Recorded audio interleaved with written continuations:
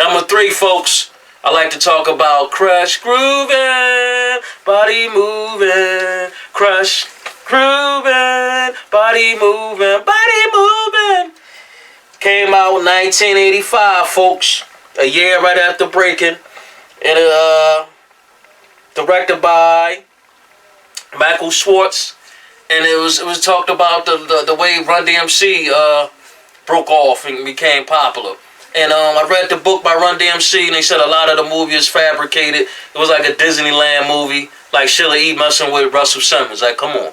Even when I was younger, I didn't believe that story. Because Russell Simmons, people that know about hip-hop know Russell Simmons like models. He loves young, skinny models. And Sheila E. wasn't nowhere like his type, y'all. Nowhere like his type.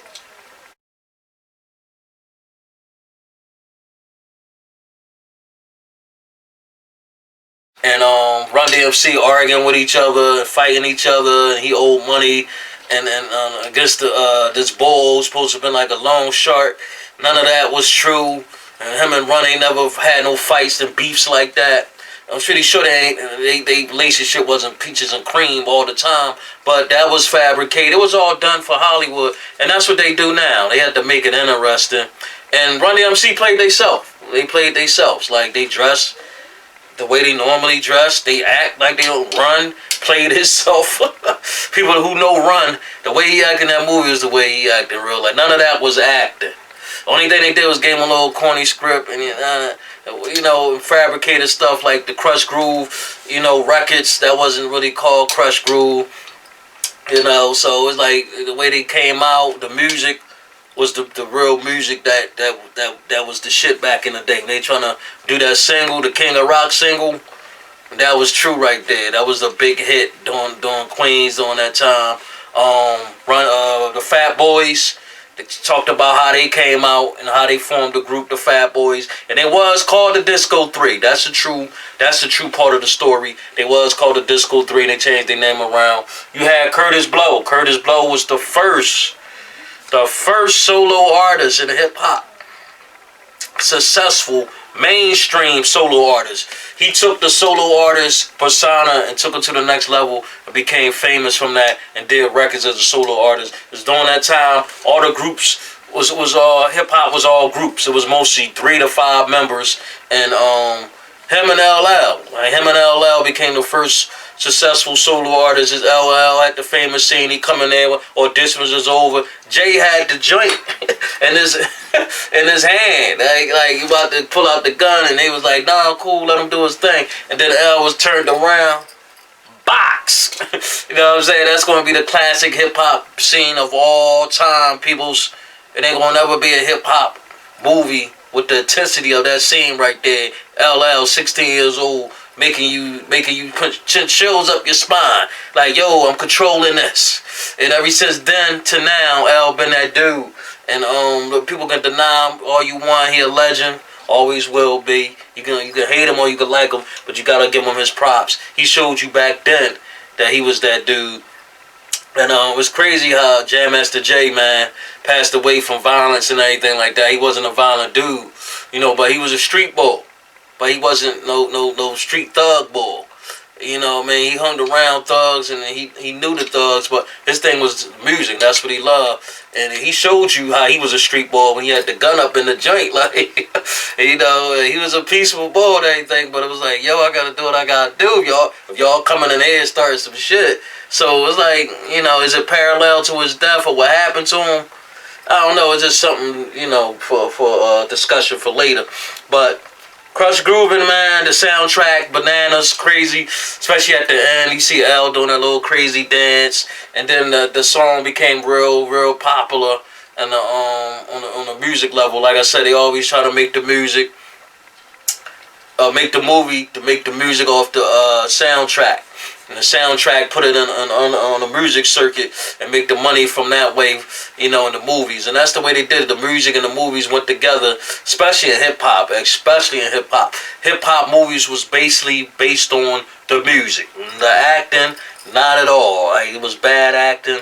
Like I said, they basically paid themselves. They wasn't playing another character in a lot of the early hip hop movies. They wasn't trying to play doctors. They wasn't trying to play like college students. Like some of them was college students at first. Don't get me wrong, but they wasn't trying to play like something totally different from their character that we know. They were just being themselves, and they got like a little corny script, and it was just known for the music.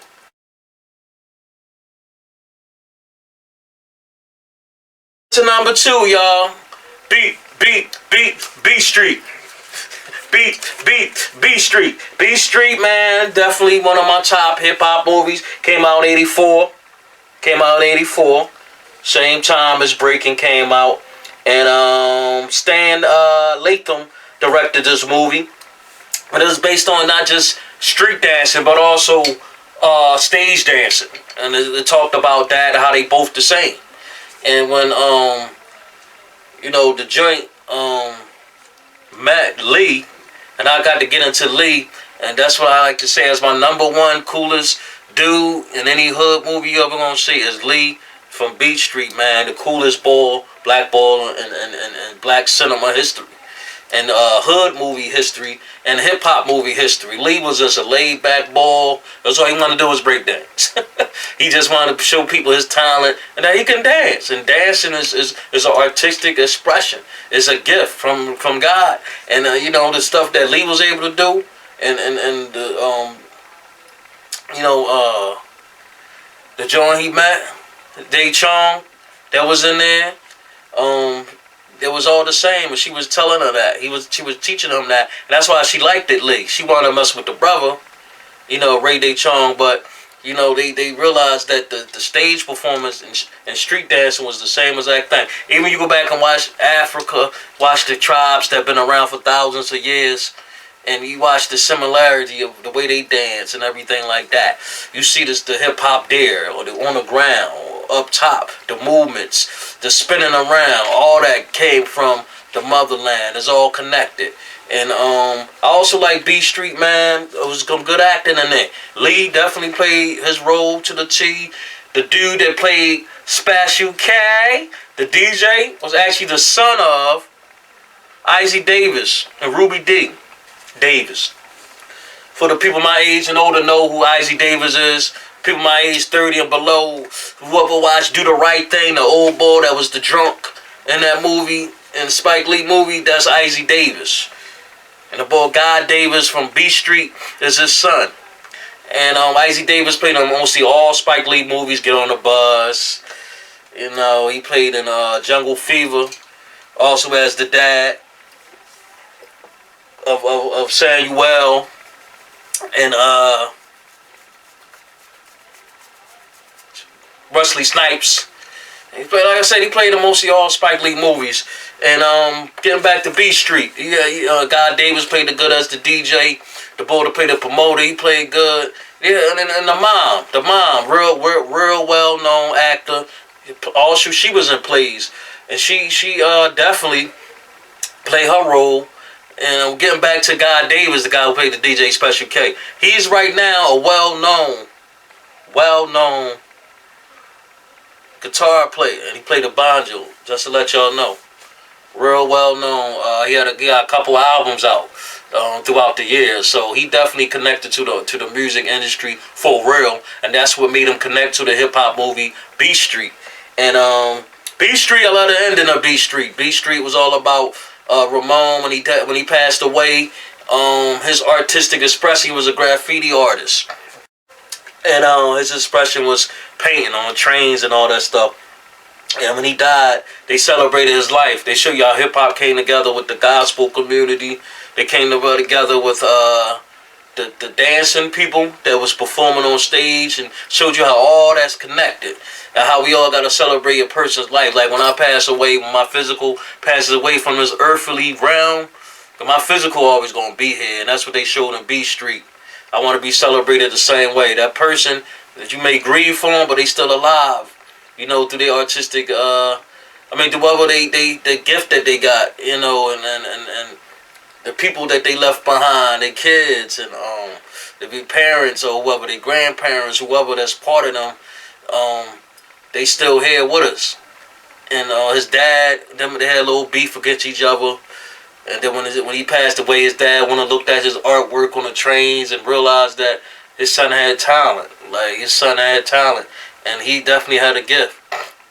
And sometimes when you have a gift, man, sometimes you can't make money off of it. You can try to. Sometimes you don't make money off of it. You do it because you love it, and that's what hip hop is all about. Hip hop wasn't meant to make money off. And B Street is all about that. Them dudes in B Street wasn't making no money. They were trying to make it come up. Special K was trying to become a well-known DJ. He was slowly doing it. He was slowly doing it. You know what I'm saying? And Lee was trying to do his thing with the artistic thing with the dancing. And that's what it was all about. Like, it was all about showing the come up. And it was all the elements of hip hop was in B Street. You know, you had the well-known people in it, like African Bambaataa. Kool Herc was in there. He was in there, so you had definitely some. You had Dougie Fresh up in there. You had Shy Rock. She was under the Us Girls. So the element of hip hop, all the main elements, the breakdancing, the graffiti, the DJing, all that, man, all that was in. Even the beatboxing, all the elements, the beatboxing with the Treacherous 3 with Kumo D when they was at the Christmas show joint. So you got all the elements that was in B Street. Love that movie.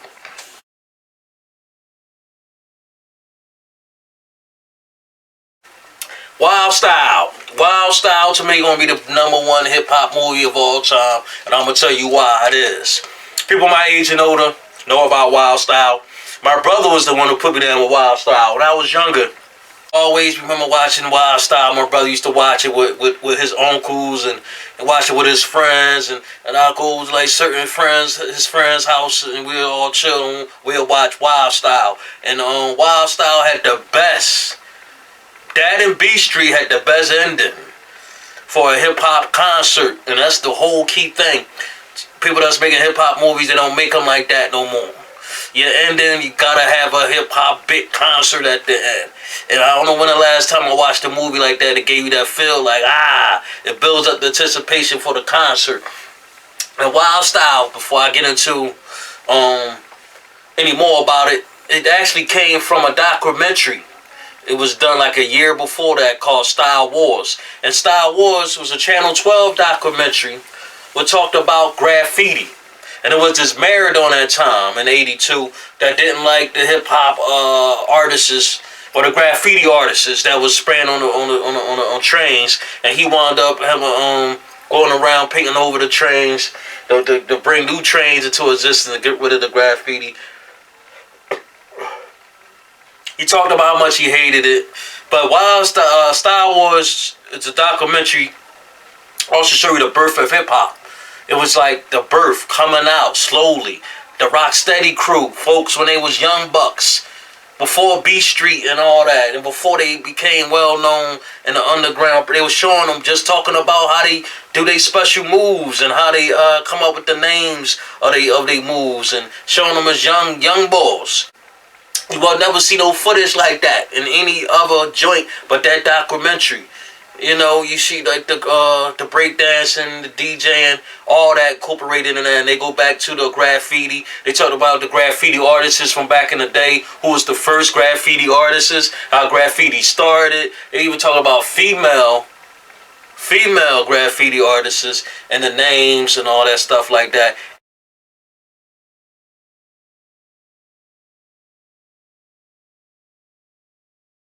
Fat Fry Freddy was in that movie. You had Blondie, she was in there, and they got together to do Wild Style, man. You had Busy B. He was like a real well-known underground artist at that time. He would get on stage. He was he's just like a boy that got the crowd started. And, you know, he wasn't speaking no big words. He just was like, everybody say, ho, clap your hands and stomp your feet and move around. You feel so sweet. I'm Busy B. I'm on the go, and I'm here to let everybody know. Like, he just said little simple words and just, you know, everybody scream, say ho, and stuff like that. He was the party rocker. And he was in there, and, you know, the story is all about Zorro, who was a graffiti artist. who was coming up, and he had to come up with this concept to do this drawing for this concert that was coming up. And he talked to his girl, and he couldn't think of nothing, just thinking. And he came up with the concept of the hands around the stage, the illest graffiti drawing ever in any type of movie, folks. And then that last scene was long. It had to be at least 15, 20 minutes or something like that. You know, you had the classic people up there, Double Trouble. They sit up there and did their thing on the microphone. And you had the hip hop artists, break dancers. They came up and break dance. They was break dancing all throughout the movie. If it was a movie based on graffiti, that's another one that had all the elements of hip hop. You know, especially at the end. And then you had Grandmaster Flash, the real Grandmaster Flash. Nobody playing Grandmaster Flash. It was actually him in a little part in his house teaching them doing a little segment. And he was like, the Flash, Flash, Flash. And then he was mixing his shit up. That was the beginning of the DJing cutting before all these DJs now we got. That was the beginning stage of the cutting. Grandmaster Flash was, I ain't gonna say he was the inventor of it, but he was definitely the first pioneers. You know, definitely one of the first pioneers who took that scratching to a whole new different level. The real Grandmaster Flash on Wild Style. You give a little snippet of him. They show like a nice little couple minutes of him performing on the DJing tip. Like I said, just the real boy. And you ain't gonna never see a movie like that, folks. Wild Style. Wild Style, one of the greatest hip hop movies of all time. All time. Like I said, had the elements in there. Like I said, back in the day, they let the graffiti artists, the MCs, the breakdancers, the MCs, the beatboxers, they let all them be themselves. It's like Zorro. Zorro in the movie Wild Style, Fat Five Freddy played himself, Blondie played herself. Everybody played themselves. Even the boy Zorro, the boy that played Zorro in Wild Style, he was one of the breakdancers in the documentary Star Wars. So you want to watch Star Wars, he one of the ones playing and joking around and breakdancing. He was like one of the boys that was part of the crew. He wasn't really one of the break dancers because he was a graffiti artist, a real graffiti artist. But he still hung around Rocksteady crewing them. And like I said, man, it was all connected. All these hip-hop movies I'm talking about, folks, is all connected. Because in the hood, we all connected. So I'm going to end it right there until that's my season finale, people. And I hope y'all enjoyed all these episodes of Let's Talk Movies throughout these past couple months. I had to share with everybody my favorite love right here on this wall right here. Hip-hop, my hip-hop movies. Make sure you subscribe. Subscribe to my channel. Subscribe to my channel. Subscribe to my channel. Give me your top 10 hood movies, hip hop movies. Peace. One love.